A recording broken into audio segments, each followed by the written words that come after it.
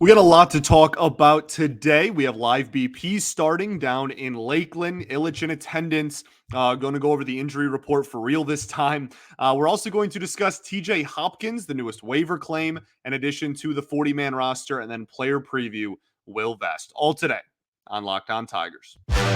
You are Locked On Tigers, your daily Detroit Tigers podcast. Part of the Locked On Podcast Network, your team every day.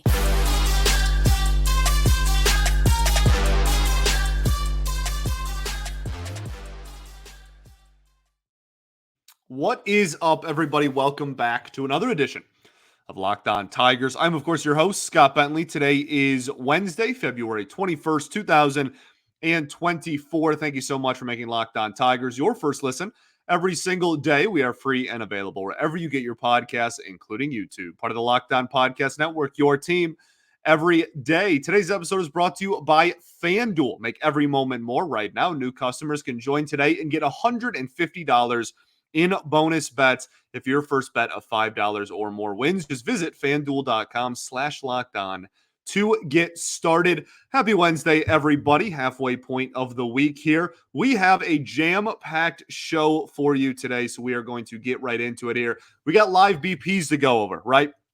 We have some defensive stuff to talk about, into defensive stuff, super specific and great analysis there. But we have some defensive things to talk about that the Tigers are working on specifically that I think is super interesting. We have Illich, Chris Illich, in attendance for this meeting with the team. We're going to talk the injury report for real this time. We said we were going to talk about it yesterday. I pump faked everybody. The Jordan one-hand pump fake there. And yesterday we talked about it, and I had to cut out that part because for whatever reason the quality just went to garbage. And then it came back and was fine the rest of the episode. So we'll talk about that today. We're also going to talk about another waiver claim that was had. So a newest edition of the 40-man roster, TJ Hopkins. And then we'll end the show by player previewing Will Vest. I dropped one baseball. Good thing I have a backup. So Will Vest, I think, wild career arc. Really wild and unique career arc. So we're going to talk about him at the end. Let's get right into it. Spring training is officially here. Full squad workouts every day. All the backfields are being used. We are so back, right? And I'm sure I'll say that 15 more times when we play a game this weekend. I'll say we're so back. And then, when I don't know, when a starter goes more than 3 innings, I'll say we're so back. And then when roster cuts are made and we have our roster, I'll say it. And then obviously on opening day, we'll say it and actually mean it. But the full squads, there was actually a lot going on Tuesday. So I want to start off with just some of the groups. So for live BPs, live batting practice, Tarek Skubal pitched, which I think is super fascinating that he was the first guy for live BPs as they begun. And I'll tell you what, there was no ramping up. We live BPs day one, and it was Tarek Skubal versus Javi Baez, Tarek Skubal versus Spencer Torkelson. Riley Green, I think, got some ABs. Colt Keith, right? Like just thrown straight into the fire, best hitters, best pitcher. And I think that's exciting and kind of a testament to how ready everybody is as well, right? That there was and like Mason Englert pitched as well, and like Javi faced him. Like it wasn't just that, but the fact that day one of live BPs, we're just, pedal to the metal, going right at it with Scooby against Torkelson type of ABs is just super exciting. Evan Petzold of The Freep tweeted out all the videos to go to his Twitter, X, whatever the heck that website is called now. And you can go watch those from the sidelines there that Ev was filming on. Great job by Ev as always. But yeah, some cool ABs there. Torkelson worked the count a little bit. Javi worked the count a little bit against Skubal, not really against Mason Englert. So yeah, well, but it's just nice to see. I almost said meaningful, and they're not meaningful, but competitive at bats. That's the word I'm looking for again. And I think there is something to be said for Skubal versus, like I said, the best hitters on the team day one. I think that does send a message to everybody. Like, we're not here to play, baby. We're here to get to work. And I really liked that. I think that's a good job by the coaching staff, as little as it may seem, really all things considered. Also, Defensively, something that Evan Petzold of the Freep also put out there was that they are working a lot on tags. And like Javi always gets credit for being like the king of the tag, right? And he just does he tags base runners like nobody else. Well, there's an interesting wrinkle being thrown into that. They were working on it in the video that Evan Petzold tweeted at third base. And with that was just kind of incorporating a new, not a new rule, but an existing rule that MLB is really going to apparently, according to Petzold, crack down on a lot this year is not blocking the base runner's path to the base. Now, that's something that obviously, as a catcher, that's something that's been going on in the catching community for a while now, right? Buster Posey, obviously, kind of with that thing that happened when he was younger and the collision at home plate, that changed it a lot. And it's kind of been tweaked and modified over the years. It seems like every other year we have a new rule about where catchers can stand, about how much they, do you have to give the runner the whole plate, part of the plate, etc. And it looks like MLB and umpires are going to crack down on that a lot more on other bases as well. So it's a really fascinating video. Again, go watch it on Evan Petzold's Twitter. But just kind of a fascinating thing there that we're getting into work on some new, again, existing rule, but one that's going to supposedly be cracked down on a lot more. So just wanted to point that out as well. We've been talking about defense a lot lately. What else? Justice Bigby. Not only did he get some ABs, but over the last week, Scott Harris has been asked about Justice Bigby and seems excited and whatnot for sure. I mean, as anybody, I feel like around the organization kind of is, this guy that was, for lack of a better term, really a no-name prospect has just really ascended through his kind of the system. Cody Stavenhagen of The Athletic did a great job kind of covering that. Did a great story about kind of his family and Justice Bigby's mother, especially, who has gone through quite a lot in her life. So just really a story that everybody's kind of rooting for, obviously. But took some swings as well, and is something that I think a lot of people are really excited and intrigued about what Bigby offers this team. This is a guy who just raked, right? Like that's what Scott Harris said when he was asked about it. He's like, the dude just rakes. And one of the things I'm looking for, he's not going to make the major league team out of camp, but there is like a small part of me that's like, low percentage. I don't think it's going to happen. But if he does well enough, at a position that we have a lot of guys at already too, with corner outfield and whatnot, but he just, his bat to ball skills and his hard hit ball skills just played so well in the minors. And I'm looking for him to pull the ball a lot more, but also like he's worked with a lot of coaches. And if you're a guy who is really good at hitting the ball hard the other way, then like if it works at the major league level, who am I to be like, no, you need, the most efficient way to hit is this and that. If it fits, it ships. Like if it works, it works, man. Like I don't know. It's just it's very, he's so fascinating to me. So wanted to give him some credit and a shout as well. I'm so fascinated with how he looks against spring training pitching. He's really high on my list for people that I'm going to have my eye on in 15 innings of spring training baseball that this team is going to broadcast. Don't even get me started again. But very excited for Justice Bigby. Very excited. He's friend of the show. You can go listen to our interview with him. This is probably 3 or 4 months ago now, but we interviewed him. We had him on. So great guy. Very, very fun story. And I'm really looking forward to seeing him get some ABs this calendar year. Okay, let's keep the ball rolling. Only other thing I really want to talk about with spring was this, that Illich was in attendance. Then we'll get into the injury report. We'll get into the TJ Hopkins waiver acquisition. And we'll end the show with a Will Vest player preview. We will do all of that right after this. FanDuel is the best in the business, and now you can get buckets with your first bet on FanDuel, America's #1 sportsbook. Because right now, new customers can get $150 in bonus bets with any winning $5 moneyline bet. It's $150 if your bet wins. Just bet on all your favorite NBA players and teams with quick bets, live same-game parlays, exclusive props against the Pistons, and so much more.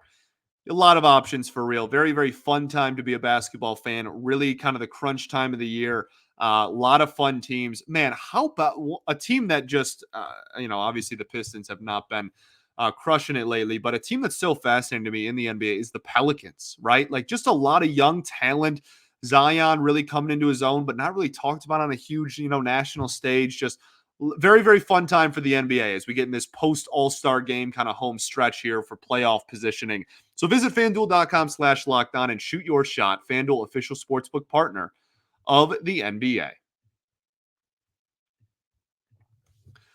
All right, everybody, welcome back here. Segment 2 of Locked On Tigers. Appreciate y'all for tuning in, making us your first listen every single day. Shout out to the everydayers that do tune in every day. We will be back tomorrow, recapping more of spring training, as well as doing another player preview or two, depending on how many spring training news and notes we have. Also, be sure to check out Locked On Sports Today, the 24/7 streaming channel on YouTube, and now it's also available on Amazon Fire TV and the free Fire TV channels app. Locked On Sports Today is here for you 24/7, covering the top sports stories of the day with the local experts of Locked On, plus our national shows covering every league. Find Locked On Sports Today now available in the free Fire TV channels app.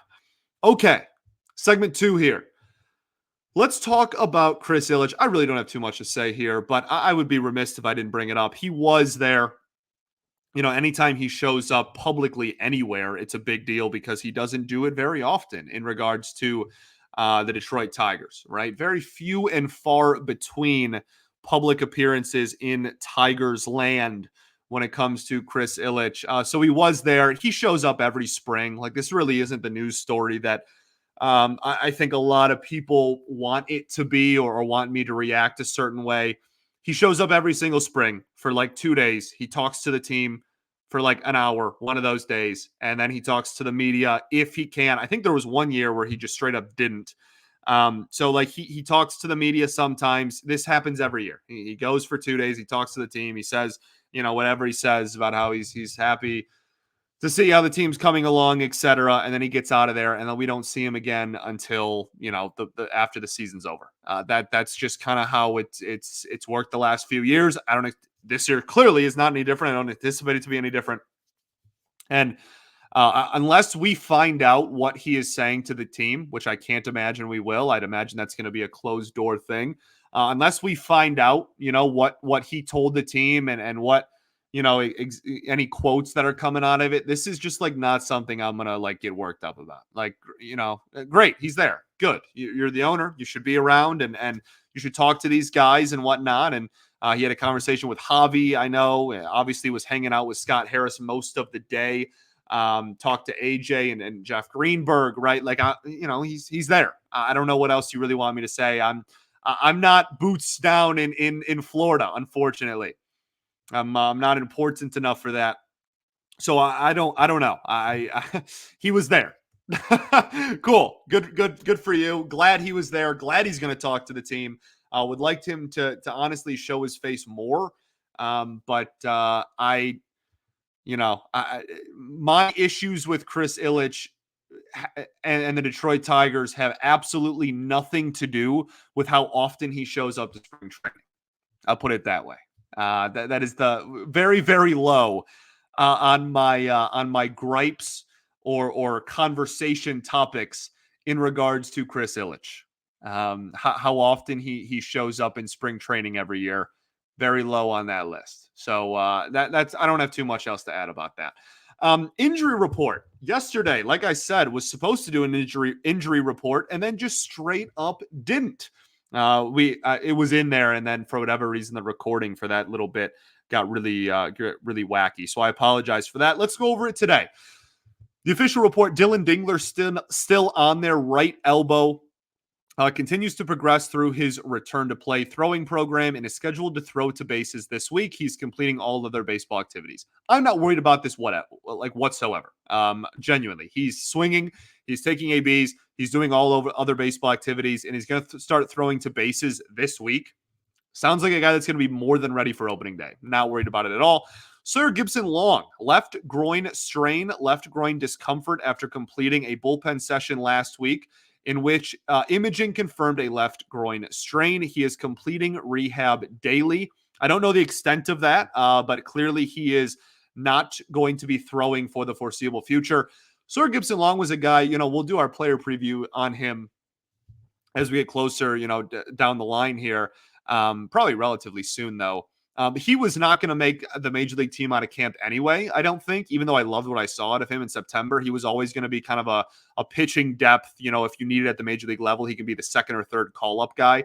So I just hope he gets healthy and he's ready to start relatively early on in the Mud Hen season. I think that's best case scenario for everybody.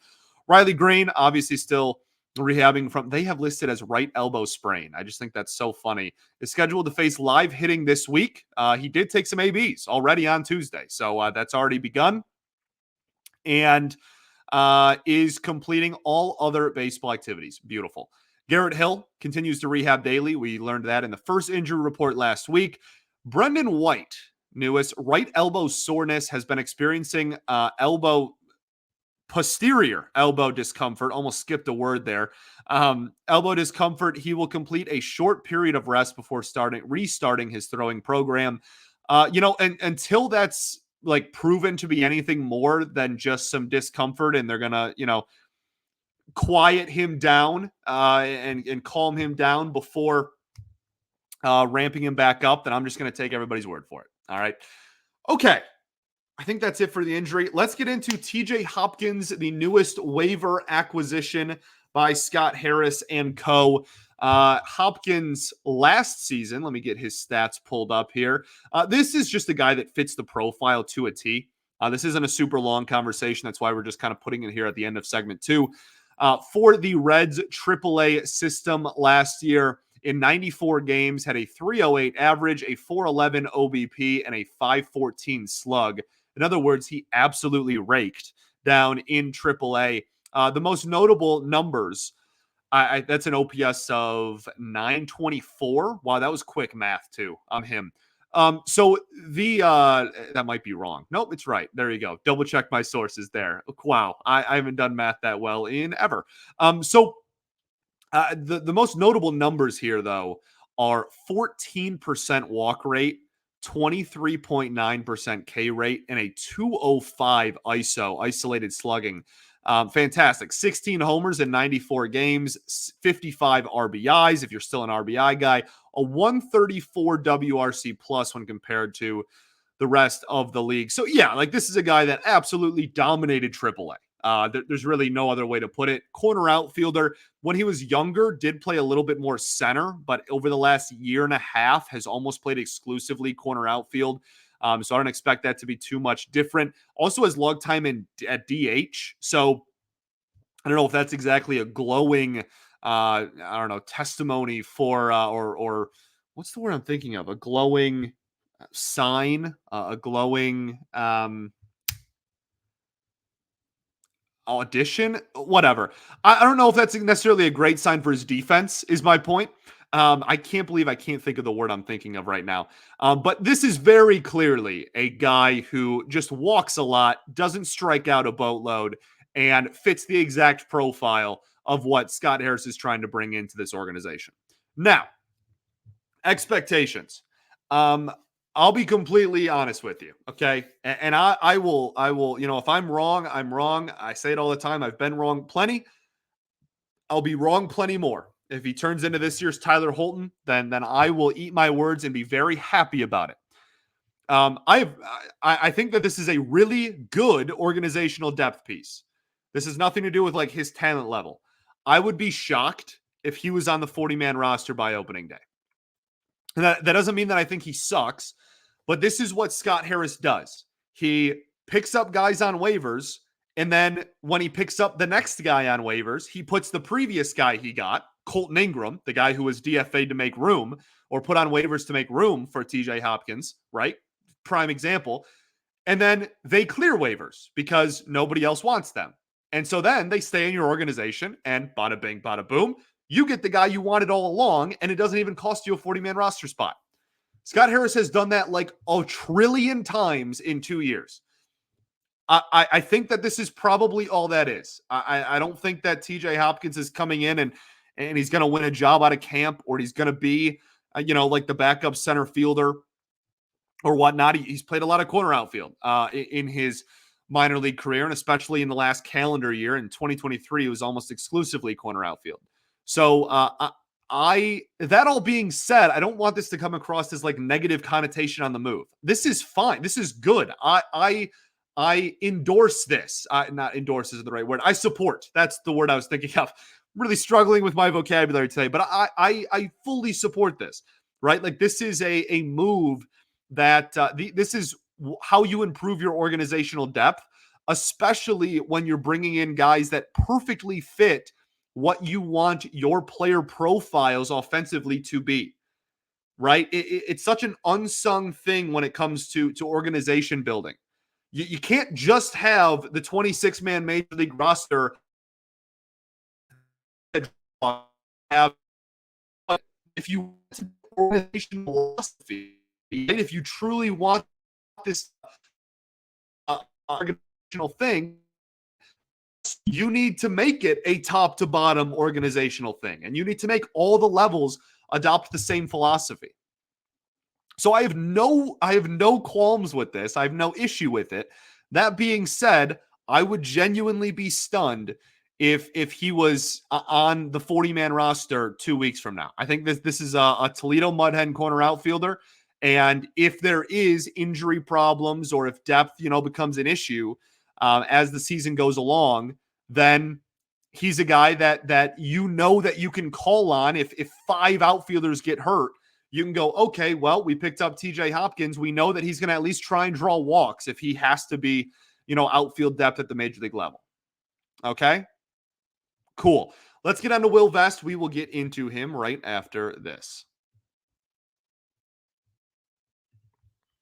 GameTime is the definition of clutch. I tell y'all all the time, they're the only ticketing app that gives you complete peace of mind with your purchase. You can see the view from your seat before you buy, so you know exactly what to expect when you arrive. All-in prices also show your total up front, so you know you're getting a great deal before you check out. You can buy tickets in a matter of seconds, 2 taps, and you're all set. You like how I did 2 taps there with my finger?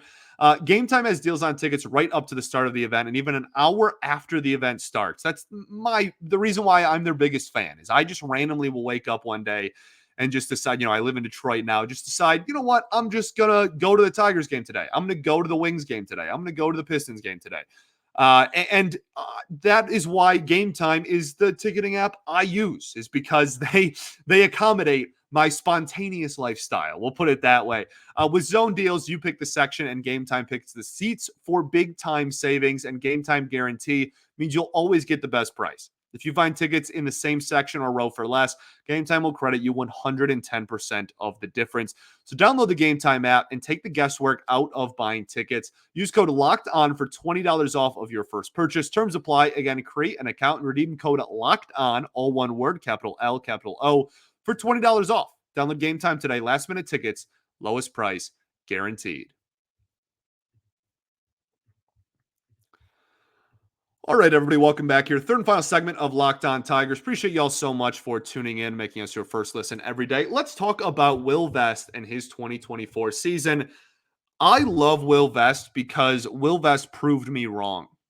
That is a thing that I love, dude. If I come on here and I say, I don't think this guy is very good, or I think he's going to struggle, or I don't expect him to stay on the team all year, and then you go and ball out and shove it in my face, I am your biggest fan, right? Give me all of that, dude. Like that competitive nature, and not that these guys like give any, half of an ounce of what I think. They shouldn't, right? And most of them don't even know I exist. But like that, being proven wrong like that, it just makes me such a fan of guys because I would 10 times out of 10 significantly rather be wrong and have it benefit the Detroit Tigers than be right about the Tigers or a player on the Tigers not being good. 11 times out of 10 every day of the week and twice on Sunday. I'm not that prideful of a person, right? Like I would, when it comes to like my baseball takes and whatnot, I'm a fan of the Tigers first. And I would always rather that be the case. And so, Will Vest last year was a guy that I said in spring, I was like, why are we just assuming that Will Vest is going to be on this roster? Like, what has he done to prove that he is a legitimate, like major league reliever long term? And this year he did nothing but ball out. And now he is a lock on this roster, right? Not, the lock of all locks is like, Torkelson and Green and whatnot, but he is pretty much a lock to be on this opening day roster.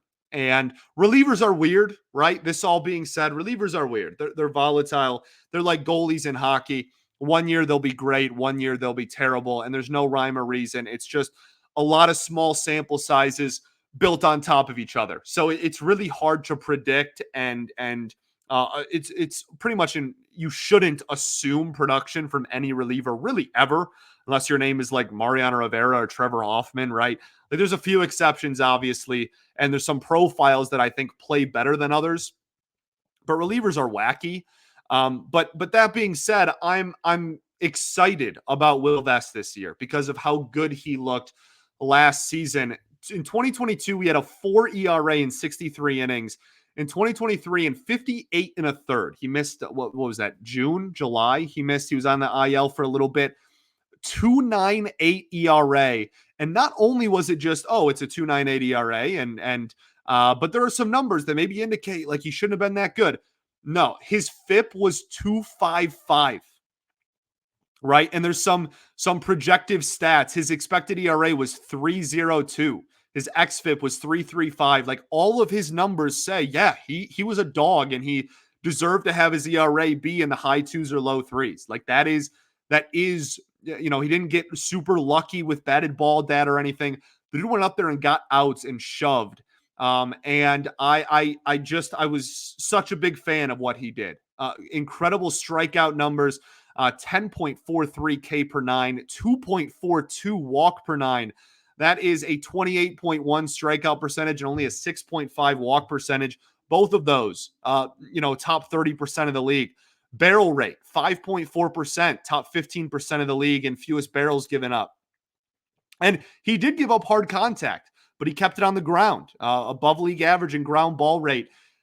If you can keep the ball on the ground when you do give up contact, but also strike out hitters, at a well above league average clip, that's sustainable, right? That's sustained success. So, and that's why he was as effective as he was last year and why he was able to pump the sub 3 ERA. So, man, a phenomenal year for Will Vest. As far as the profile goes, just a fascinating career.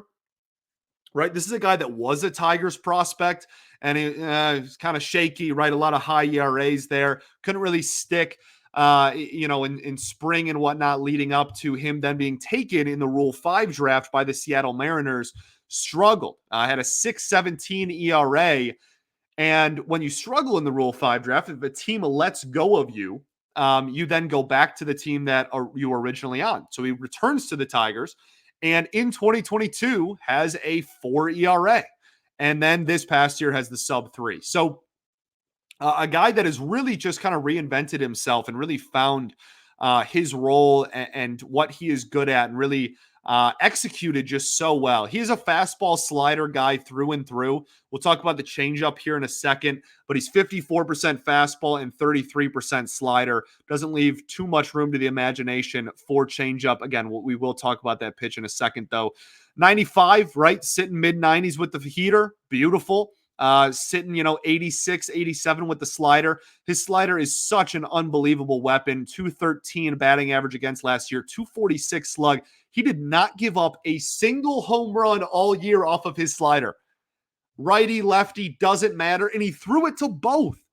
right? Like this is a guy who threw his slider to lefties. And I know that I'm like really like geeking out over over something, but like golly, man, like that's so impressive. He gave up 2 extra base hits all year off of his slider, and they were both doubles. Just nobody was able to hit it hard consistently.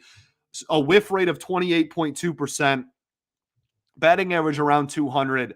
It's a weird thing to get super riled up about, like I just did, but like he's so impressive. I'm a really big fan of what I saw out of him last year. The fastball obviously played really well as well. So he's fastball, slider, the changeup he only throws to lefties, does not throw it to righties. And then he has a sinker that he doesn't throw very often, but when he does, it's only to righties. So he's mostly fastball, slider to righties, which is all he needs to be, right? He's going to pump and dot, try to get four seamers in on the hands to righties, and then get that slider low and away like we see so often to lefties, but he does it from the right side against obviously his same handedness. But he's not afraid to throw the slider against lefties, which I love because it works, and the shape of it is why he's able to pull that off. It's a rare thing to have a slider that you're comfortable enough to throw to both handedness. The changeup he threw just to lefties, and it had a 259 average against and a 407 slug. Didn't give up a homer on it, but also only threw 88 of them all year. That's the next step for him. If he is, and look, if he sits to where he's at right now, a 2-pitch pitcher with an okay third pitch, he can make a nice, pitch for the next 5-10 years and have a nice career as a really solid middle reliever for the Detroit Tigers or wherever he may end up.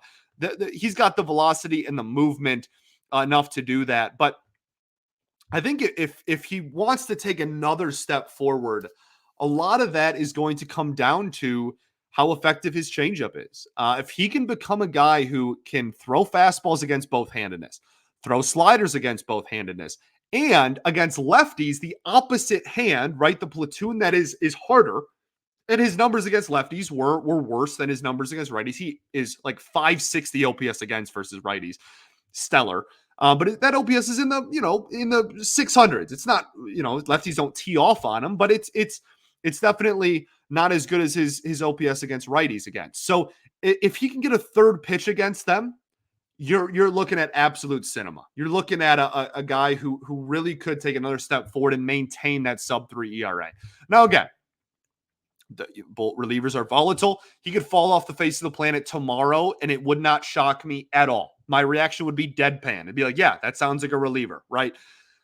But the strides that he has taken from the second half of 2022 through now, I just think he deserves all the credit in the world. And he's not going to be your closer. He's not going to be your probably not even the 8th inning guy, but he can be an exceptional righty, not even righty specialist, but just like a guy that you're okay throwing out there against a righty heavy lineup. You know how much of a weapon it is to start Tarek Skubal so that the opponent's lineup just loads their lineup with righties, and then boom, 6th inning, Will Vest comes out. I think Will Vest excels at like first out of the pen type of stuff, just because he can be that perfect bridge guy to the back end of your pen. I know I sound super excited about Will Vest, but I just, again, I love when I am wrong about a guy for the better. I love it. I instantly am a big fan of that player, and that's what happened here. So, again, that sinker is interesting to me too. Only threw it against righties and didn't throw it very often against them either. His fastball also has more ride on it than normal anyway. His four-seam fastball is 20% more break horizontally than league average. So his fastball already has some ride to it. So it might just be like he throws it pretty normally all the time. I don't even know if it's a different grip necessarily. It might just be like, sometimes it rides a little bit more and it's, logged as a sinker or whatnot. But the stuff plays. He's good against righties at worst. Okay. Best case scenario, you get a guy that you're really confident in at any time from the 5th inning to the 8th inning, right? Worst case scenario is maybe the velocity falls off, or I guess let's have a realistic worst case. Okay. The qualms that I have had with Will Vest in the past when they did arise was a lack of command. He had no command in Seattle, and he had no command in the first stint back with the Tigers after he came back from Seattle. Reverting back to that would be worst case scenario. That would be him just like the bottom falling out. He's not able to get those chases anymore. People are he's not able to set stuff up, especially against righties. That would be the worst case scenario. Would be the command really falls off a cliff. And again, he's a reliever, maybe not out of the realm of possibility.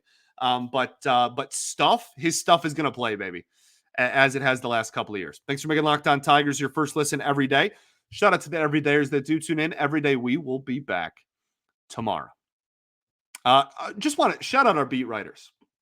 Like I said earlier, I am not in Florida, and a lot of the stuff that I say on here is through them, and I tried my best to give credit to every single reporter and person who's down there and reporting on stuff. To make it very clear that I am not the source of these videos or this information. I'm just talking about the information that is given. So I try to do my best with that. And I hope it's clear. Like we really are blessed with some a great beat for this team. Both of the Evans, Woodbury, and Petzold, Stavenhagen, really McCoskey. I'm trying to make sure I don't forget anybody. Jason Beck, just fantastic, really all around. So wanted to give everybody their flowers there. They do a lot of work this time of year. Really fun time of year, but really busy time of year for them. So, yeah. Peace and love. Going to therapy's dope. I'll catch y'all tomorrow, baby. Go Tigers. Where's my video? There it is.